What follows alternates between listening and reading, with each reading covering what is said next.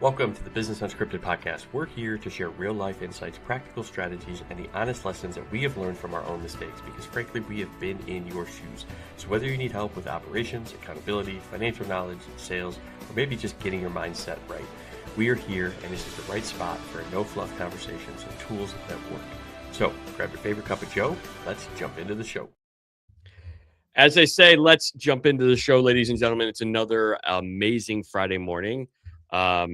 And Dwarren, you are warm all the time. So for us here though, in, Cleveland area, it's going to be like 70 degrees today. So it is a beautiful, gorgeous day. You cannot complain, but as I say, any day above the ground is a beautiful and amazing day for you to have an opportunity to do what you love again. So here we are.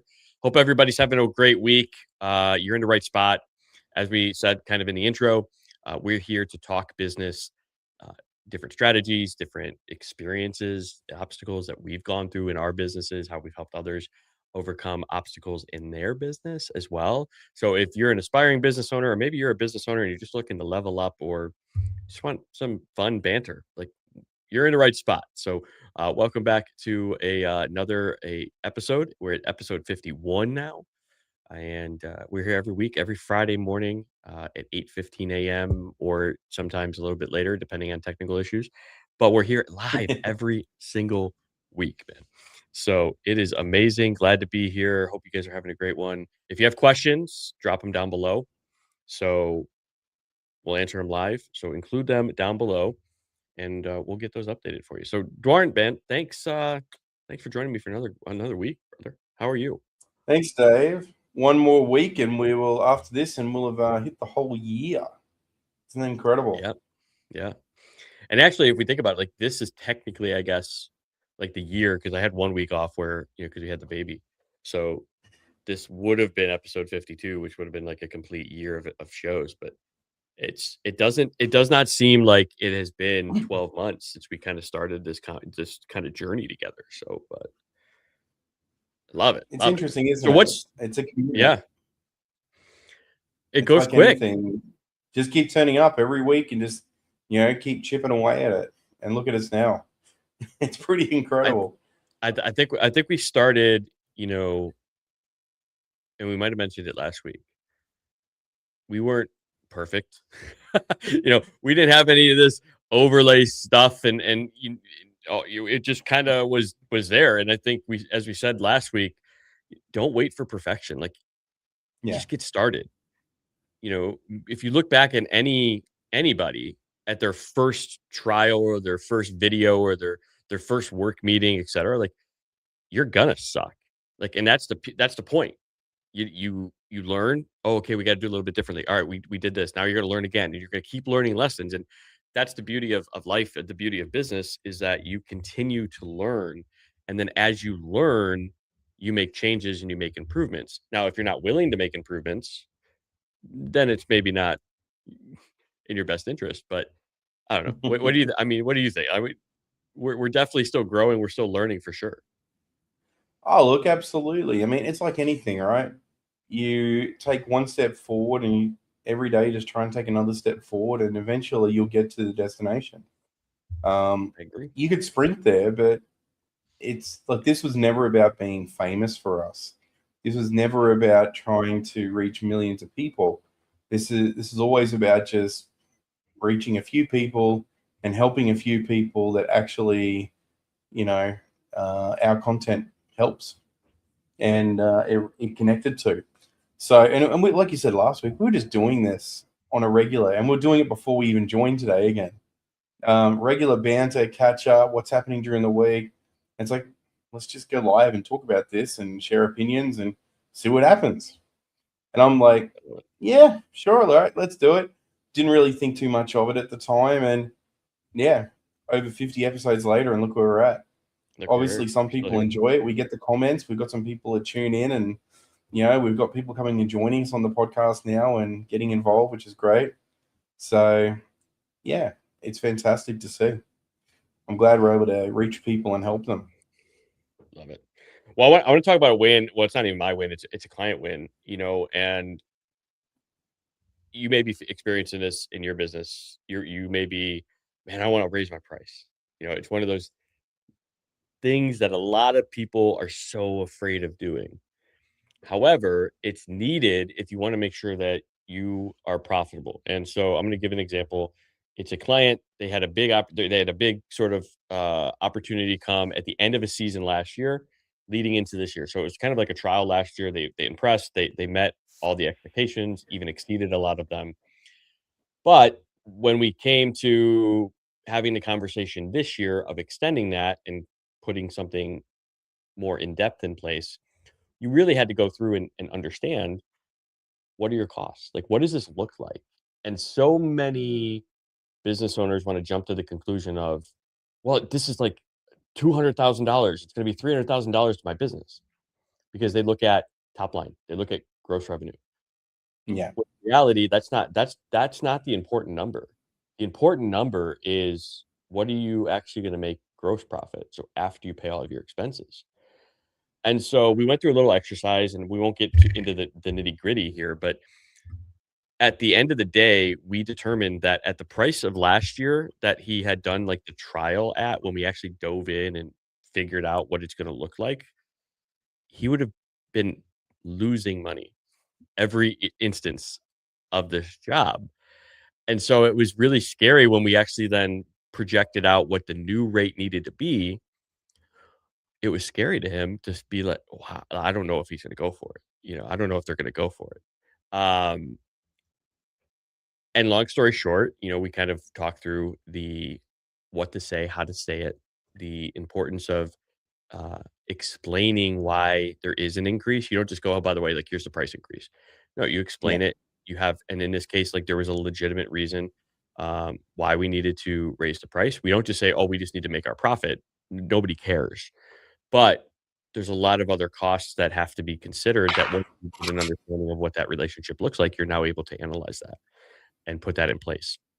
Yeah. And long story short, we didn't get the full negotiated, our initial price, but that's okay. You're going to negotiate, Hmm. but they increased their price 25%. So Uh, and there's so now profit in the deal. exactly. And so now, and it's not like he's making, 75% gross profit now. It's a good profit margin that's going to cover a lot of his things. Uh, and it's going to help his organization, right? We're adding $300,000 to the business, at a gross profit of, 25%, which is awesome, right? Because before, he would have been breaking even, if not losing money. And now he builds a relationship, and he continued to grow as they're growing as well, because they're a growing company too. And so it just reminded me that as a business owner, it is so important for you to, one, understand what are the actual costs that are going into the delivery of your service or product, whatever it is. So many people overlook it. They just think, oh, yeah, we're getting 40% margin. Are you? Like, when was the last time, and is that right? Like, should you be pricing it a little bit more, because your margin should be more like 60, 70% versus Yeah. 40? Like, why? And I know I've said the baseline is, you want to look at your industry average. Okay. And that's your baseline. That should be your baseline. But you should be striving to do better than gross profit margin of your industry. So if your industry is 50%, your goal should be like, how can we get to 60?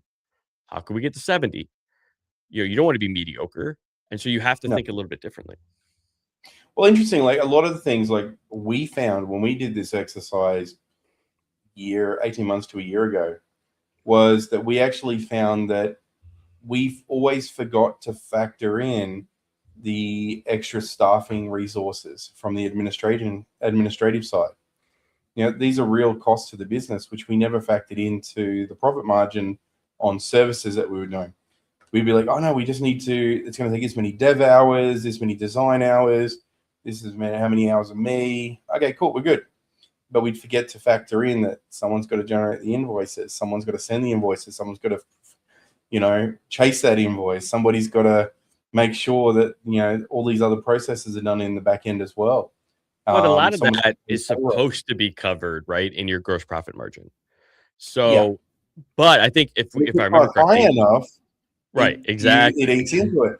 So Yeah. suddenly that 20-25% margin, which initially looked fantastic, and you're like, that's great margin, it becomes 12.5%, because half of that gets eaten up with operational expenses. Or you start looking into like, you know what, things are getting really busy. I need to put somebody else on. If you're running too slim on your margins, then you may not have a budget to put someone on. It may look very daunting. It may look like, well, you know what, it doesn't make any sense for me to put someone on because that's basically going to wipe out my profit margin. What's up, GTA? So, Thanks for subscribing, brother. Appreciate it. If you got any questions about anything, feel free to drop them. Uh, love it. the idea, right, is you have to understand where you need to be. So if you want to make a net profit in your pocket at the end of the day of 15%, right? You're like, all right, my goal is 250,000, 15% of that. I'd like to make, $30,000, $40,000 profit. Well, if you're trying to operate at a budget of, and your gross profit is at 25% and you're trying to get to 10% or 15% net, right? Like, how are you going to get there? That means you're only leaving yourself 10% of actual, operating margin. So you really have to understand like the numbers and everything that kind of goes into it to really understand, are you pricing yourself right? And this is why it's so important to do quarterly reviews. Sometimes, monthly reviews is good to see if there's any sort of trending and anything like that. Uh, and if you haven't done it in at least 6 months, you're way far behind. So, Well, I mean, it's yeah. interesting too. I mean, because there's other things that'll sneak up on you. Like back in Australia, company tax is like 27.5%, I think it is. It's almost 30% if you round it. And if you're a consulting business that's predominantly been selling services, then that's a high profit business technically. Because you're not paying, you're the one doing the work, and besides your salary, you're not pulling anything else out. Typically, you have to build up expenses, or you get to tax time and you realize, wow, I have to pay 30% for everything that I earn. So, if you haven't been putting it aside, you haven't built in the margins to allow for that. If you haven't built in that, you should be factoring in spending into your equation as well, because sometimes spending can offset and reduce your tax liability so that you actually pay less tax and come out with more money at the end of the day. But I mean, there's all these other factors that come into play that you really need to understand. Right. But when we think of, and this is part of like the profit first stuff that we talked about, right? So many people default to that. Hey, let me go spend money because I'm going to save money. But in reality, did you need to spend the money? Like there's strategic, and that's why it's called strategic tax planning, not just tax planning, right? You don't want to just go, I'm just going to go spend this 100 grand to save 20, right? But the 100 grand was kind of excessive. I really didn't need to spend it anyways. And then you're like, well, wait a minute, where'd all my money go? Well, it's because to save 20, you spent an extra 100. You don't need to do that. That's why it's strategic. So is it more or less, right? I'm going to spend this money in January. Let me pay for it in December to get the tax benefit because I'm cash basis. Now that's strategic, right? But if you're just going to go spend money just because you want to, that's not strategic, and you're actually losing, and you're taking money out of your own pocket to do that, right? So you're basically saying, I'd rather go spend this money because I don't want to pay the government some money, and I'm going to take it out of my pocket. And that's where I think a lot of people misunderstand reducing their tax liability by spending, is they just think they're just going to go spend, and really at the end of the day, you're just costing yourself out of your own pocket and your profit margins. I like that strategic tax planning. And it's interesting because that's not a conversation that comes up very often with your accountant. How am I going to strategically spend, so I can get the best value for my business and, obviously pay less tax? There's a balance in there somewhere. And like one of my clients back in Australia has got 3 businesses, and he's basically realized that one is just never going to be something that he can get away with lots of purchasing, because there's just nothing required. It's all consulting. And so he's just living with the fact that it's going to be very heavy on the tax. Whereas these other business, he can offset a lot with purchases because it's a tech-based business and he does need a lot of technology, etc., for it to be able to build it. So, but you're right. You shouldn't spend money you don't have. and you should be very cautious. And that's one thing I like about the profit first system when you talk about it, is you're putting money into the places that it actually should be, ready for spending when it should be, and you still keep the profit aside, that so you know that this is my profit level that I'm comfortable with and I'm happy with, and I can focus on trying to improve and strategize to make that bigger over time. And one way of doing that, like we talked about, is increasing your pricing if possible, or making sure your margins are the right margins. So yeah, there's lots of different other techniques, but it ties in back into that profit first, like you said. There's a legitimate way to help be strategic in your saving and your spending and your storing of your money effectively to make sure it's ready to use. Yeah, you're taking control, and I say this on your calendar, but it's essentially your cash balance as well. Like, you're taking control of the money in your business and giving it an actual purpose. You couldn't imagine, like, money in your business is just like another employee. It's either working for you or against you. And by just leaving it in one account, it's essentially going to work against you, because human nature is, and we've talked about this, the Parkinson kind of effect, right? Is your spending is going to expand to the resources you give it. So if you have one operating account, that's your main debit account, you spend it, as long as there's money in there, you're going to keep spending. Whereas when you can control that and you break it down, now the money's actually working for you. You know that, okay, I am actually gonna this money's for tax. In 3 months, I had to pay my tax estimate. Boom, done. Estimate's gonna go out. Or here's my profit. And this is the biggest misconception about profit. So many people are like, well, yeah, I took profit distributions. I take profit distributions all the time. I'm an S corp. I only pay myself a salary of this, and I get this much a month. And then the question I always like to ask is, well, what did you use that on? Well, I paid a car payment, utilities, I paid my mortgage. Well, that's not profit. That's your lifestyle. No. That's your salary as an owner. Like, that's your lifestyle Yeah. expenses. So profit, on the other hand, when you take a profit distribution from your business, it should be used to celebrate everything that you're doing on that quarter and that you did during that quarter. Whether you worked 12-hour days, 5 days a week, or you were working weekends, or you had to get called away from a kid's sporting event, like, that's why you have profit distributions, is to celebrate, and then celebrate with the people around you. Because what that does now is it gets everybody involved in the success of your business. So if your kids are going out and you guys are going out for a weekend away, or maybe you go to Disney World, if you have a really good quarter, right? And you had a really good profit distribution. Hey, we're going to Disney this quarter because we did awesome. And this is why, by the way, dad or mom had to be working till 8 p.m. or that dad or mom had to, work on a Saturday because a client needed me. If you're just getting started, right? And you're not at a place where, you can delegate a lot of stuff. But now everybody is actually involved, and they understand the efforts that go into actually being a business owner and making something work successful. And so that's a Yeah. profit distribution. And sometimes it could just be, hey, I'm just going to take, my wife out to a nice steak dinner because we don't normally get to do it. That could be a profit distribution as well. It's something out of the ordinary that you can say and look back on and say, you know what, I had a great quarter, or, we made some movement this quarter and I feel good. And that's what it is. Celebrating the wins, right? The big wins, the small wins. Yep. Yeah, this is the key. It's so interesting. Like, so many, like, you're right. Like, if you're just taking the salary and considering that the profit, then you're just surviving. You're just doing it for regular, living expenses.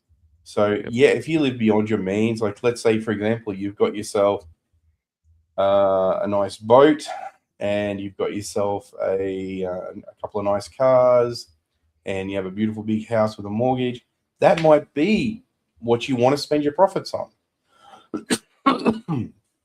But for a lot of people, you know, you want to be able to say, hey, look, I had a boom a month, I had a boom a quarter, I had a boom a year, and I'm going to take the family out. I'm going to go and do something special.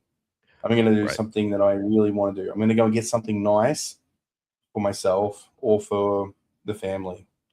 So, and I think that's really one of those things that is important to note. And we talked about it before, celebrating the small wins. You know, go and take your wife out for a date. Go and when you go to the butcher next, maybe you celebrate by getting that Wagyu cut instead of the regular cut of steak that you would normally get. Right. Not just something a little bit different to celebrate for yourself, something to feel good. So, you Right. can sit back and appreciate it.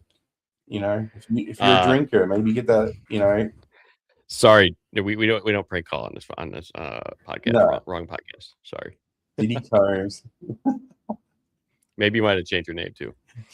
But You get calls from jail. Sorry.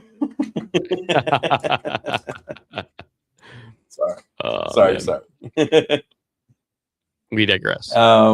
Yes. Yeah. I mean, like, I think profit in business is one thing that you definitely need to do. I would actually challenge everybody in business to ask the question, do you know what the profit in each one of your products and services is, or your primary products and services? And when was the last time you reviewed that? I mean, if we take a look at just world events right now, cost of oil, cost of diesel, cost of food, cost of power, cost of energy, all of these things are going up. And if they're all going up, have you looked into the cost, what your actual real costs are? Maybe your courier costs have gone up if you're getting products delivered or picked up and dropped off or drop shipped or something. And have you factored that into what you're doing? Maybe you're traveling to a job site and you have to pay a higher rate for transport now because you've got a diesel truck and you're paying an extra, higher price at the Bowser. There's all these different factors that come into play, and all of these things can affect your margins.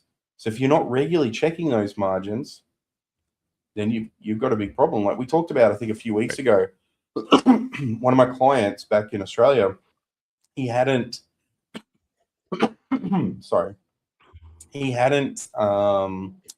reviewed his pricing with one of his largest clients for 3 years.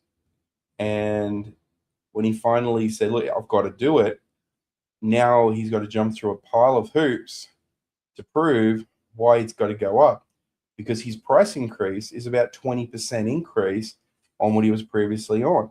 Where if he'd done the increase each year for those, he could have went up 5 to 7.5% and gotten up to the same place where he is now. Instead, he's trying to get it up to where it should have been if he had done those increases during the time.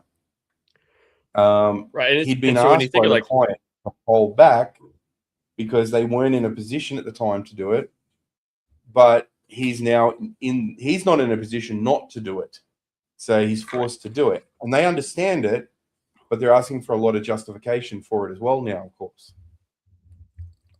Well, and that's where regular price reviews should be done in part of your business, whether it's every 3-6 months, at least a year, right? But you also have to understand the relationship. There's a lot of pricing considerations that go into place. One, you kind of have to look at that relationship that you have with your clients. Is it personal? Is it more, so are you a consultant? Are you a, mentor, advisor, anything like that, where you have one-on-one interaction with your clients? If that's the case, then it needs to be a little bit more, time frame, which is the second piece we'll talk about in a minute. But the second, if you're like a SaaS provider, like maybe you just provide like a software, like now it can be a little bit more informal. It doesn't have to be, you're not going to try and call out to every single one of your, SaaS customers and let them know there's a price change.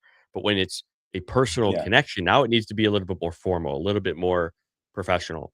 And so then you think of, okay, that's my relationship with my clients. All right, what's the time frame I should be looking at?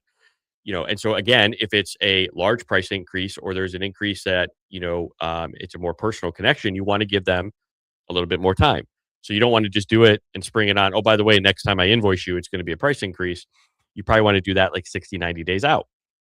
Whereas with a SaaS, a little bit more informal, if the price only goes up a couple dollars, maybe 30, 45 days is fine. And so the time frame matters. And then the third piece to consider when you're doing a price increase is the medium. How are you going to let them know that you are doing a price increase? So again, if you have a personal relationship with your clients, it should be more in the form of either a phone call or a meeting to actually walk through their new pricing. And this gives you the ability to explain to them why it's going up. And you don't want to just say, well, we have to make sure we maintain our margins. Nobody gives a shit, right? Your clients don't care about you. They care about them. So what you need to do is really highlight the value that they're going to continue to receive.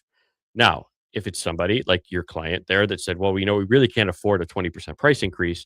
Well, what we could do is I could drop you back to this other package, but here's what you're going to lose by doing that. And now it's on their decision which plan they want to go with. Hey, these are our new plans. I'll grandfather you into this one for like the first 3 months, but then at the end of that, you have to decide where you're going. And now it's not on you. You're not forcing them to pay you more. You're saying, here's what you're going to do. You're either going to upgrade, and we added this extra piece of value to this level of service, or you can downgrade, but you're going to miss A, B, and C. And now it's on them to decide what's important to them. You're not forcing them one way or another. So that's the personal side. And then again, if you think of like SaaS, now it's just an email, or it could just be posted as a banner too, depending on the price increase. Think of McDonald's. Think of, they put a poster on the door, by the way, effective, January 1st, we're raising our prices 10%, or 25 cents, whatever it ends up being. And nobody gives a shit. Going up 5 cents. Yeah. We go into McDonald's. Oh shit! I thought it was only $1 last time. Now it's $1.25. That's a 25% price increase, but nobody cares because it's a quarter. But they don't realize. Well, that's still a 25% price increase, but nobody bats an eye.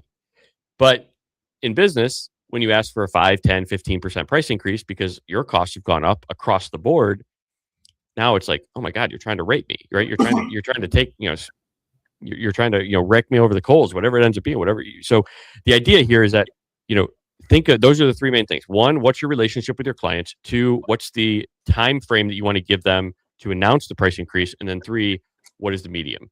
And then you, based on your relationship, pick those and then you let them know effectively.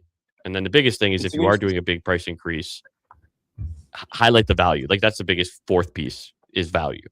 You either, here's the new increase, but here's the new value. Or if you don't like that, you can always downgrade, but here's what you're losing. We had a situation today. One of my clients was on a call with me. We're having a video call, and he got an email through, and he got a little bit frustrated. Okay. And I said, "What's going on?" And he's like, "Well, look, I got a client. They got a new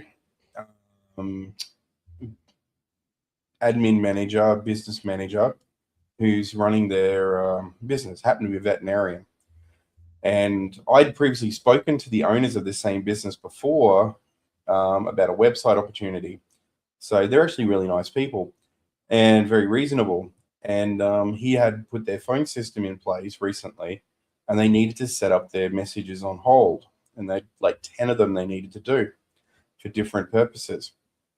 And there's a fee. He has a small fee. It's like, I don't know, it's like $30 a message or something.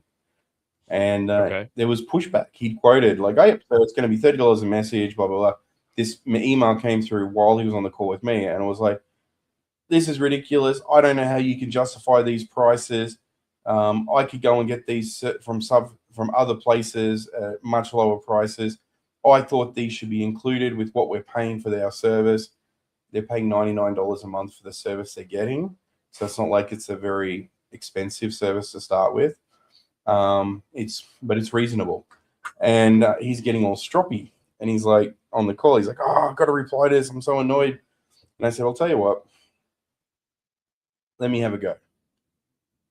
And I did a little dictation into ChatGPT, told her what I wanted to say.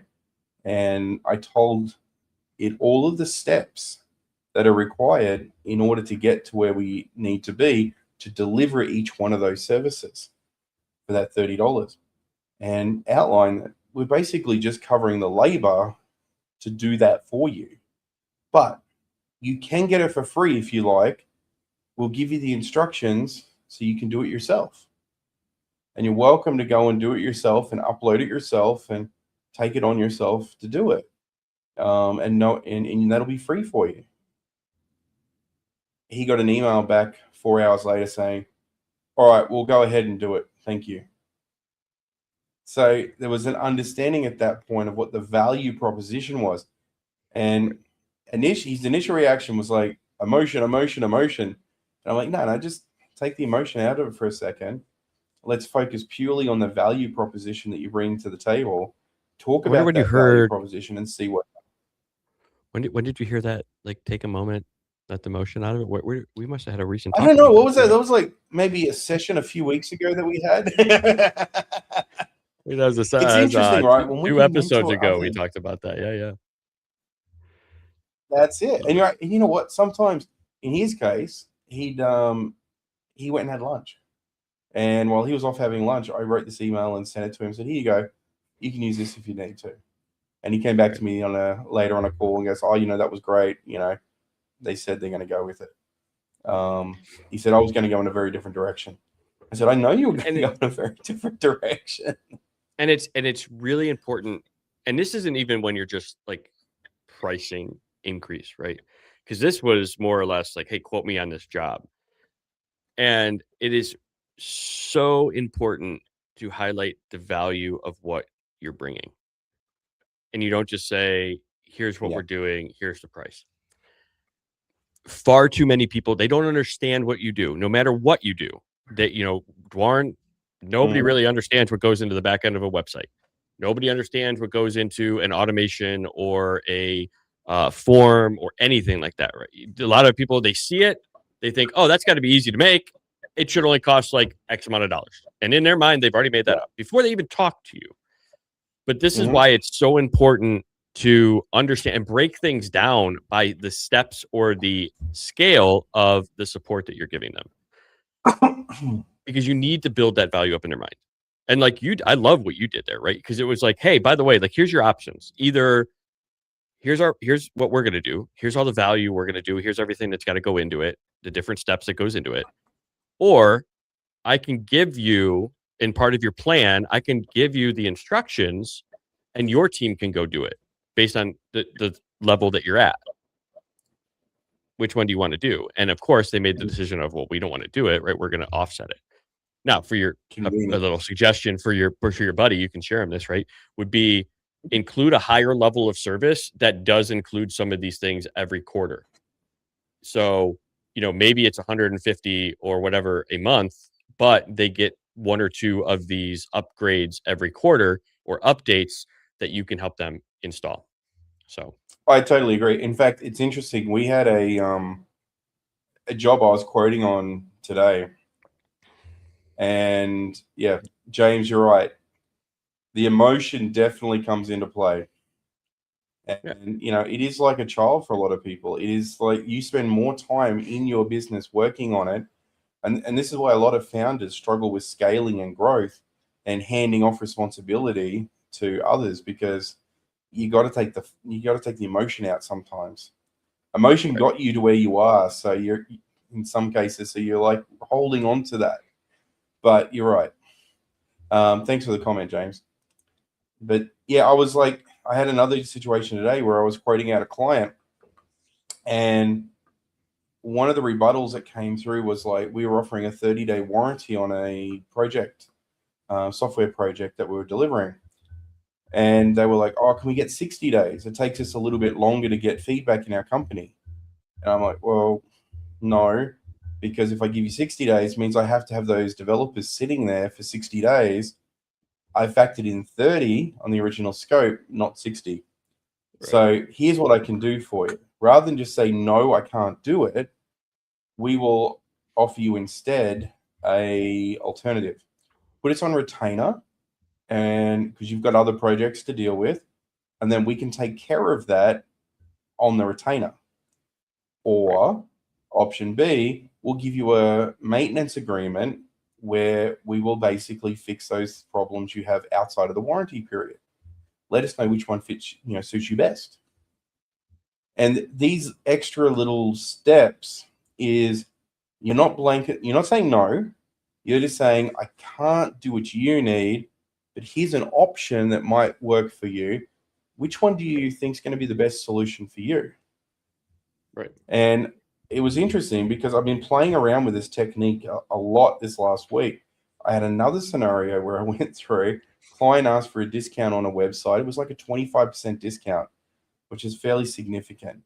And I said, look, the amount of work that we're doing, we can't do that. Here's what I can do. Gave him a 5%. I said, look, I can give you either a 5% discount on the website, cash, or I will give you a 6 months maintenance and security package, which we normally bill out at, and it was like twice as much as the, 4 times as much as the discount Right. that I was offering. And I put it to them. I said, these are your two options. Which one would you like? Well, They've and come that's back the and other. they said they want the maintenance, I was which gonna is say, great. yeah, the maintenance. I mean, I always got. Before you even said, I was willing to bet like $1,000 that they set the maintenance program, right? Yeah, So and that's it. They because accepted it. And the yeah, interesting thing was this: we offered them a 6 months maintenance. I know what's going to happen at the end of 6 months. Month 7, they're going to start paying for a maintenance plan with us because they're already going to have seen that the value of that is. right. They're going to see that the value for that is well worth it, and it's designed in such a way to make their life easier. So it's better to not devalue the original product, but to give them an additional product and give them an inclusion of it. And yes, I'm still And I giving say them a this all the discount. time, right? And I say this all the time. Don't discount your services. Never. Because in your mind, now that becomes the value that you're worth in their mind. And that's the value that they tell other people that you're worth. So, and more often than not, a discount has to be 30 to 40% before somebody even considers, if they weren't going to buy and they're really restrictive of buying and really hesitant to buy, it's got to be the 30, 40% before they even consider it. So, and that's dollars out of your pocket because no matter what, your costs are the same. And so essentially, if you're taking a discount, it's coming right out of your pocket at the end of the day. But what you did, and this is what I agree with, is add some sort of value to the package that is value to them. So in this case, you offered 6 months of support agreement. Now, to them, the value is because what you would typically bill it and what it's going to renew at is correct. Like you're not inflating that value just to say, oh, by the way, I'm giving you $10,000 for the value as an add-on. You're saying, No. well, I'm going to give you the first 6 months of this for free. And then after that, it bills out at $199 a month or whatever it ends up being. So for 6 months, that's $1,200. And in their mind, shit, I'm getting $1,200 for free. As you said, my 5% discount that I would have given you was only like maybe 300. I'm going to go with the 4 times, and I'm going to get the $1,200 free and I'll pay full price. Now, the beauty of what you have to, you may be thinking, well, Dave Dorn, like, how do I pick, what do I do as an add-on? Like, I don't want to just give away my service. Like, I don't want to do that. Well, you pick what is something that you have, one that's going to increase the likelihood of success for that Yep. initial offering. In this case, support agreement, boom. It's the best thing you could offer if you're doing things like Dwarn's doing. But maybe it's a access to a mastermind. Maybe it's access to a free training or something that you're adding and that you're charging for that's going to help them be more successful in your main program. Now, make sure it's low cost to you, the owner, right? So if it's something that's evergreen, that's perfect because you're not paying anything for it. In your case, Dwarn, you may be paying like an extra like hour or two, but obviously, if they don't use it, you don't have you're not paying for it, so there's no expense related to That's it. it. So Yeah. that's why on your We end, worked you it out. you make sure that the cost that you're giving them is probably something along the lines of like, a couple $100, Well, to close the but the deal. key of this too is, I mean, if you can, like the service that we put forward, we get an extra 6 months after the delivery of a one and done product to Right. give them a value proposition on what it's like to work with us long term. Mhm. And then that can become a monthly recurring solution. So, I mean, like if you look at somebody like, let's say, a car detailing company, very, very easy one that they could be doing is we'll give you a free tire shine, or, we'll give you a free, brake rotor clean. We'll remove the wheels and give them a thorough cleaning, your brake discs, pads, whatever, do something, or an underbody even clean, or doing something that's something where that they're probably going to come to you later and go, you know what, can I get that service that you did again?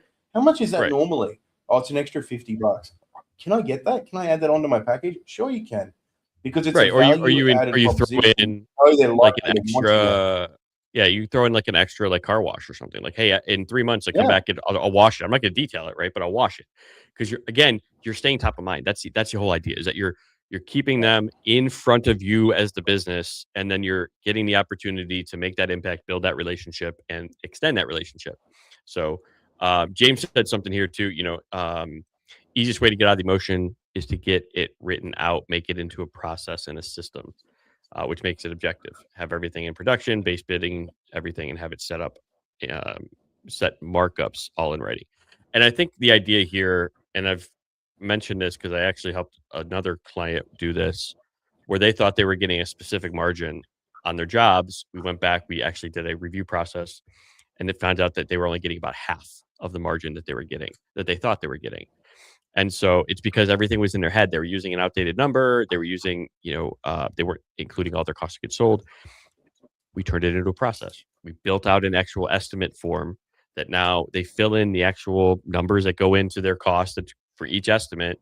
And then their margin is now built into that, because now they enter, I want to get 45% margin. It pops out, this is your invoice price based on everything you estimated. And by yeah, doing that, you don't have to think. And here's the other caveat of that. Now, by getting it out on paper, you don't have to be the one to do it as the business owner, which we that's were it. talking about pre-show as well, because your whole Systemize goal, processes. yes, is that now he can go if he really wanted to and bring in an estimator, and he doesn't have to try and get everything out of his head and train it, or the estimator doesn't have to, call him and say, hey, by the way, like, what's this? Or what would you do in this situation? It's all in the process. It's all in the system. And so now that's one other thing that soon he can get off of his plate, because now he could pay somebody a commission to do all of that. Now he's not coming out of money unless there's actually the actual jobs that are there to work. And so it's a Yeah, beautiful thing once you begin to start thinking of these different options, to realize that you don't have to be the I wear everything hat, right? The chief everything officer, as I like to say. You have to truly understand, where can I look at my processes? How can I get them out of my head? How can I document them? And then how can I delegate them? That is the importance. it's So, interesting too, because also once you start documenting like that and building those systems, what you're talking about there can just be a simple spreadsheet with your formulas in it.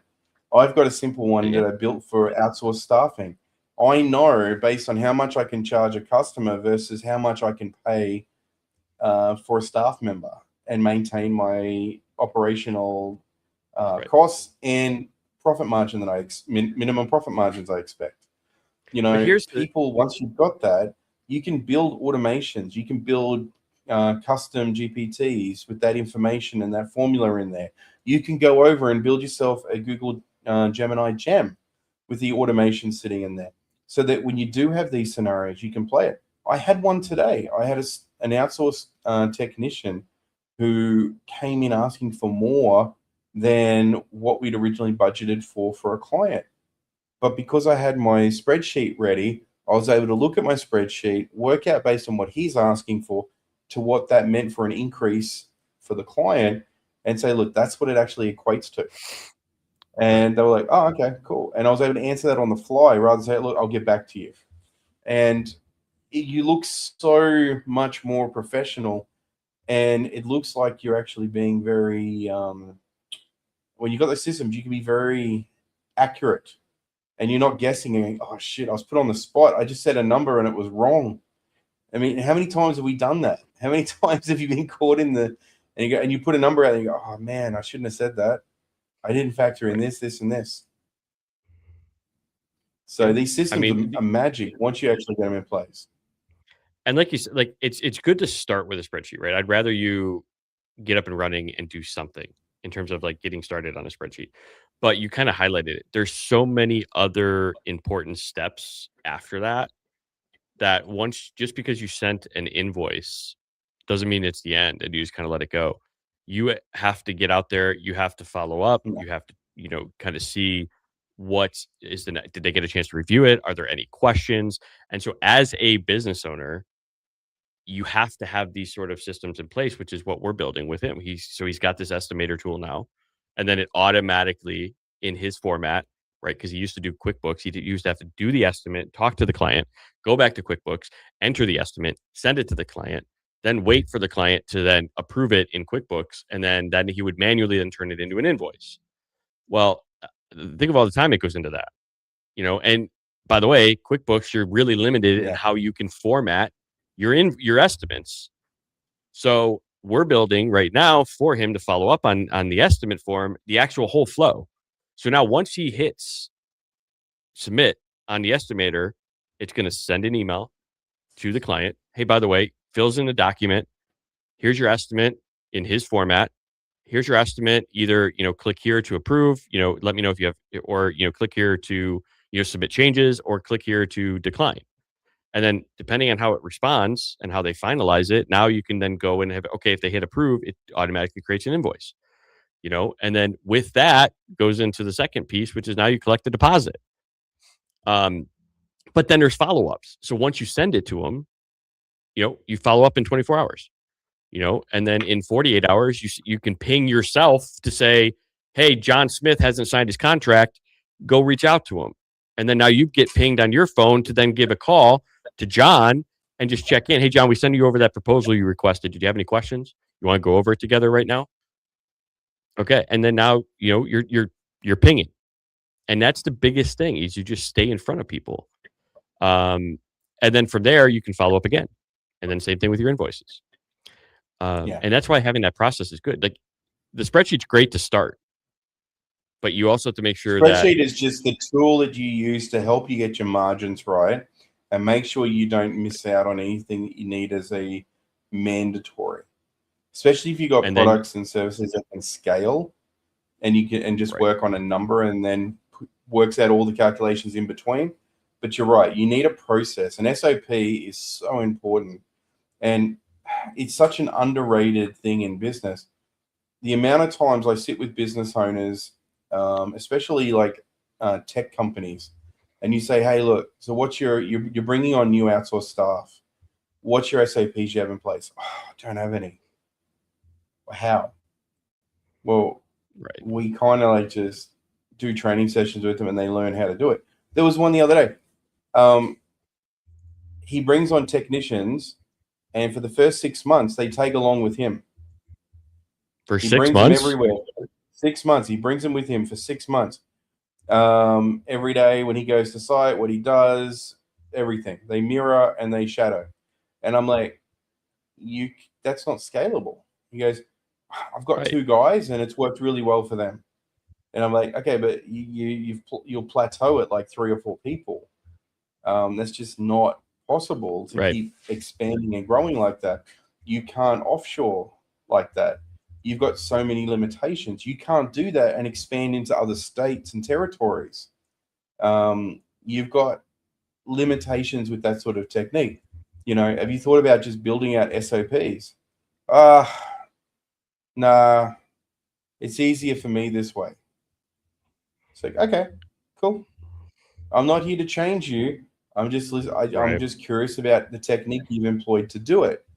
But then I talk to other business owners who go, you know what? I really need to build SOPs. I said, or we build you a tool that you can give to your staff that they can use to build the SOPs for what they do during the day. Then everybody's responsible for doing the SOPs for their own jobs and do it in a standard template format that works for everybody. And then have a central knowledge base that holds all that for you. He's like, oh, that's such a better idea. I like that. It's not such a daunting task at that point. There's so many different ways you can tackle this problem, but you have to start, even if you just pick up a piece of paper and draw a flow chart of what that, the flow of the system looks like, so you can start thinking about it. Documenting each section of that as you go through, you'll start to realize parts of it are not that explanatory or don't work as well as you thought or a little bit repetitive. and you may improve those processes. And that's another thing that you should definitely be willing to accept is your processes will stay static. They're a dynamic process that are always going to be moving. Very true, James. Very true. Especially when you're like one or two people in a business and you lose one person or two people in your business, you just lost a huge part of your knowledge from the business. You know, I've got other clients right now that they've got employees that have been on board for 12 years who refuse to document their processes because they've got an inflated well, with that, I mean, I think they're them worth as much as their knowledge that they've gained over if that's the case, like you just kind of have to, I mean, you're the manager, you're the leader, you kind of just have to say, like, this is my expectation of you, like, you have to do this, otherwise you know, we're gonna hold you accountable. Like, you just have to. And like, as James just kind of said there's so many ways for you to get it out of your head. One, you could talk to AI, and sorry, Dwarren, it looks like there's a delay in our audio. So there's literally AI you could just talk to, it'll transfer it. There's Scribe, which is one that I see all the time. I've never used it, but Scribe is another one that I think you just do your work, and then it follows you along. It'll take screenshots and all that kind of stuff. You don't have to do it. It just does it for you, is what I'm understanding.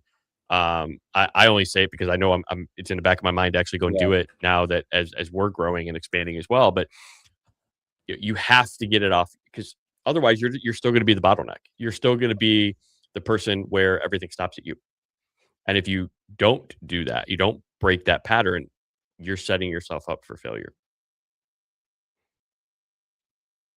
It's very true. And look, and you're 100% right. There is Scribe's a great one. Even the free version of Scribe's actually pretty good. There was a new one that I saw recently. I'm just going to see if I can track it down, and we can post it here if anyone wants to take a look. But there was one I saw recently that I was exploring on AppSumo, a buy once, get it forever sort of deal, lifetime deal, where it's actually or hire guys like us. Exactly, hire people like us, James. We should do some self-promotion. But like, it's true. Like, some people, like, I remember years ago, there was a company I worked for, and they actually hired in for like $100,000 some company to come in, and it was like 2 or 3 of them. They sat down with every employee and mapped out they were project managers, mapped the entire process out, and then presented all the SOPs and documents. The one thing they forgot to mention was once they left, someone had to take over and keep updating those documents. Right. Because it just wasn't, those things don't just automatically update themselves, right? So that's the thing. You got it. Whoever, it's like the information in a system is only as good as how relevant it is. So if you start noticing that your systems are out of date, you have to have a change log process in place to change the version, to improve it, to make it better. Well, and you got to be mindful as well, because depending on your business, you may have like actual responsibility to be following them to a T. And I think of healthcare because I have a lot of experience with healthcare agencies. Depending on your certification, and you get audited, which sometimes in order to keep your certification, it's like every 3 years. If you are not following those processes, you are going to fail the audit. You may lose your certification, which could put you out of business, which is why it's so important to actually understand what your processes are and are you following and are you up to. I had a conversation with somebody recently, and they're like, "Oh yeah, we have like 3 booklets of processes." I'm like, "Oh, that's funny." I said, because I knew that like the business and the operation. I said, how many of those are you actually following? And the individual was like, I don't know. And I said, exactly. I said, they need to be updated at least every year. And how we did it when I was in corporate in this world, right? Each department was responsible for their processes, and they had to kind of report out, here's what we're updating, here's our suggested changes, and then it had to go and it had to get approved by, the board. You have to do that. And a lot of small business owners don't think that way. And you don't necessarily have to be that in depth right away, but it is important to just get it out of your head. Write it down. And I say this too, and we've talked about it. Think through, like, in the future, what does that ideal structure look like? What does the ideal business look like that you're striving for? And put it down on paper. The revenue you're making a month, the number of employees that you have, the structure that you have. How many clients do you have? Yeah. If you're looking in brick and mortar, like, where are you at? Because by doing that, you then can outline, okay, here's all the people that I'm going to need to hire. Here's all the processes, the departments that I'm going to have to develop. And yes, it may be 10 years down the road that you're striving for this. But now everything that you do now, you can start and see why it's important for you to say, okay, here's our process. And things are going to evolve. That's fine. But you can put down the job descriptions for those people. And here's why. You don't want to have to do this when you're busy and growing, because you're already busy and growing. You're never going to have time.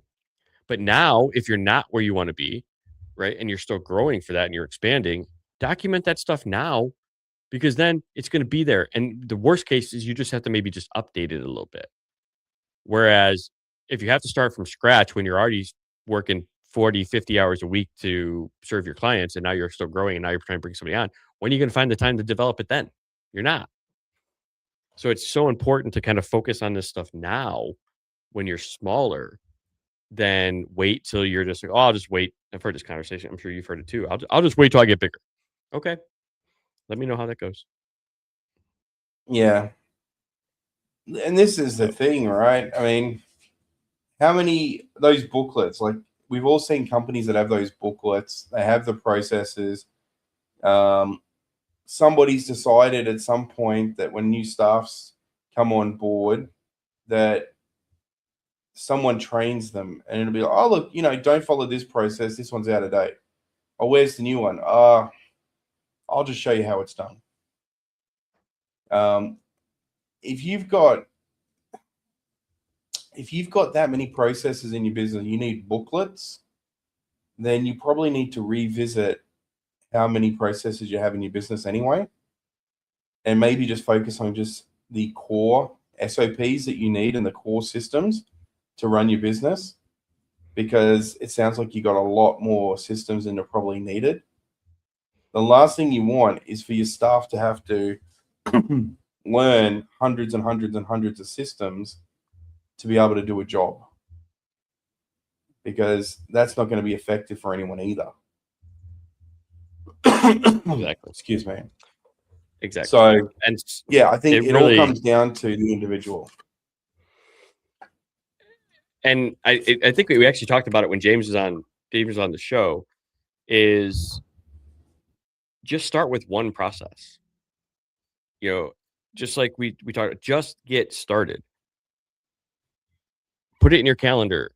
Every week, I'm going to spend an hour out of my week to document, to talk into AI, or to log into Scribe and just do one process. And that's all it takes.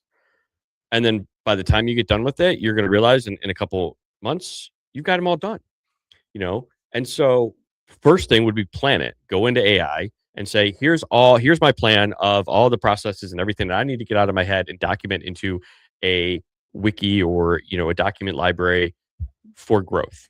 And then every week have it, say, okay, here's the one we're going to focus on today. Let's get started, and like you said, a gem. So put that then into a Google Sheet. The gem can be attached to the Google Sheet. Tell me which one we're working on this week. And then you work on it.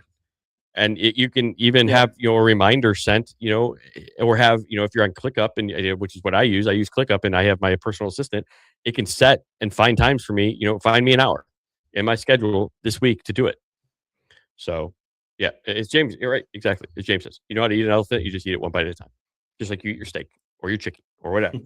Like, everything starts with one bite. Your pants, right? One leg at a time. Like, nobody's different. Like, nobody has more. We talked about this before. Nobody has more time than you.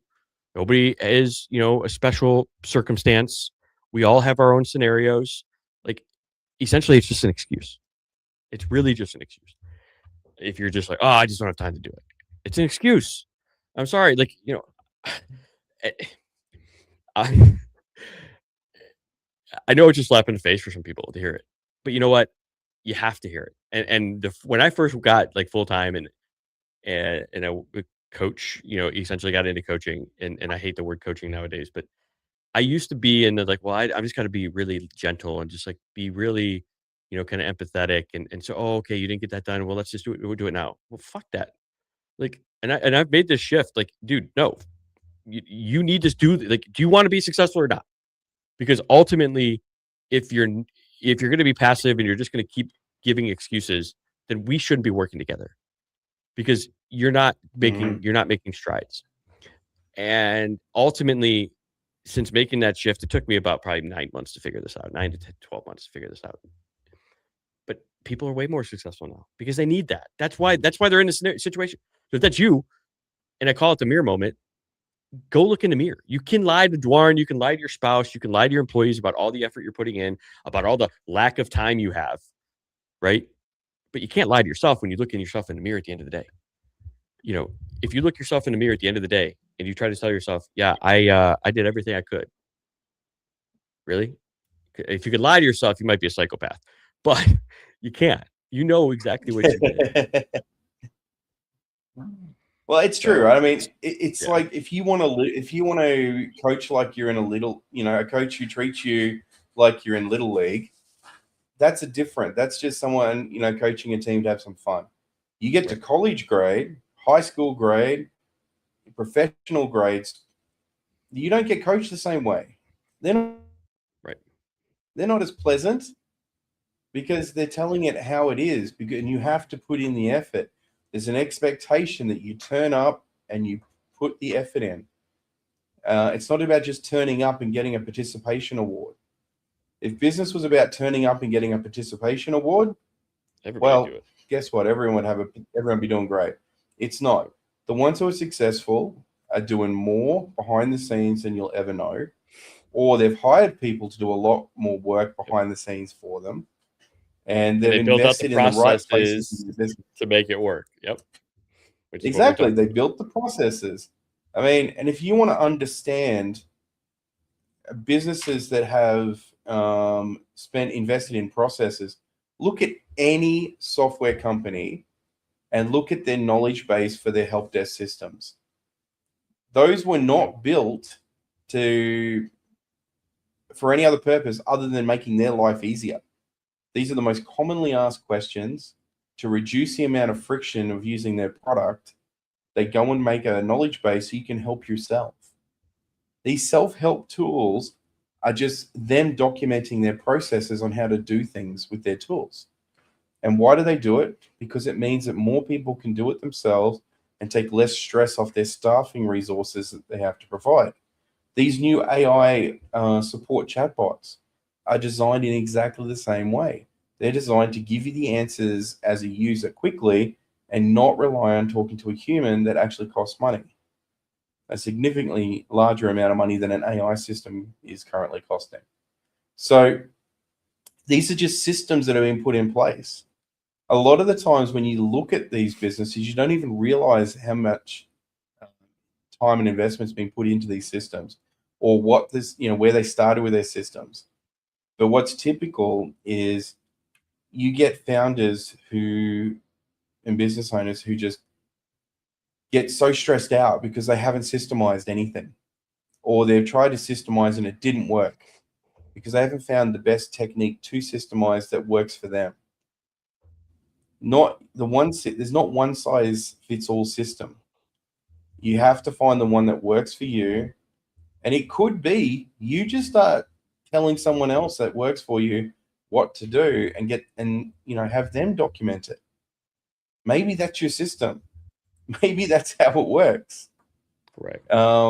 If you're not capable or you don't have the time or you don't have the interest, find someone else in your team who does have that capability. We talked about rocks and rock stars last week in our teams. Go and find yourself the person whose personality fits that role better and assign it to them.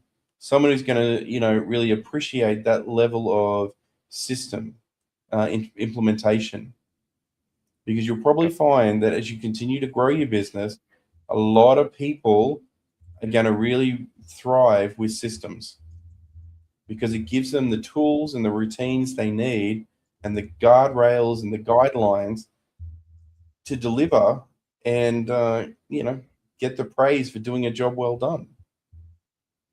Yep. If everyone's having to sit there and reinvent the wheel every time, then that's a lot of brain power you're having to put in for everything you do.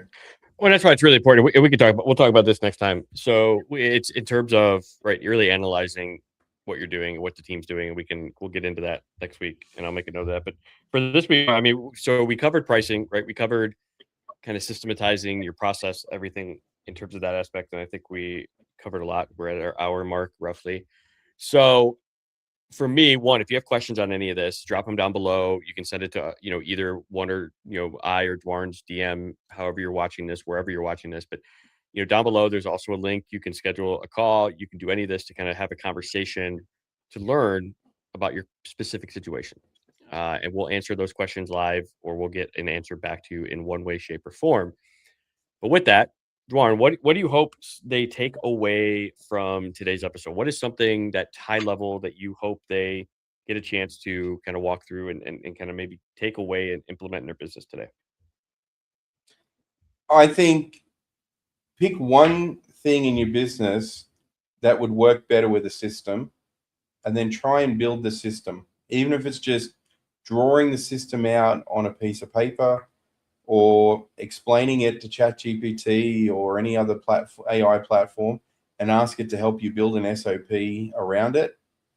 Start with one, and then give it to somebody else in your business and ask them to try following it and see if they get stuck. Right. If they get stuck, it means there's a problem with your SOP. So then identify that problem and go back and fix it. But don't try and make 10, 15, 20 systems. Start with one. Once you get that right, you'll start to reap the rewards from it. You'll see the value and you'll want to make more. 100%. Because it just makes sense. And to kind of piggyback on that is, now that you have the processes documented, now you analyze, well, how much time was I spending on this every week, every 2 weeks, every month as the owner? Because in the end of the day, that's where you have the opportunity to then work on your business and not in your business. Right. And so if you're doing admin hours and you're spending 10, 15, 20 hours a month as an owner doing this work that is not adding value to your business, then you have to find a way to get it off your plate. That's how you grow. Mm. That's the biggest thing that you can do. And so really understanding your time that you're spending in the business doing a lot of this admin work, the work that shouldn't be done by you. You look at a CEO. No CEO is doing admin work. No owner is doing admin work. You don't see, Jeff Bezos out there doing, bookkeeping or, editing code on a website, right? He does his job, which is actually growing the business, building relationships, bringing in new clients, bringing in new customers, bringing in new products, bringing in new service lines. That's what you should be looking at as the owner, not how do I make sure that my invoicing is caught up, which it feels like you might need to get started. Not saying off the ground you shouldn't, but ultimately you have to then figure out, all right, how do I get this off my plate? I'm at a point now where I need to get this off my plate. I need to invest in my business to grow my business. And so that's what I think you really need to take away from today is give yourself an analysis. And we'll talk a little bit deeper about, processes and all of that in the future, but really understand how much time are you working in the business that doesn't require you to, because it's not adding value to the business. And then how do I switch that and start working on the business to actually grow it? And so with that, I hope you guys take something away from today. Remember, we're on a mission to impact 1,000 business owners by the end of 2028.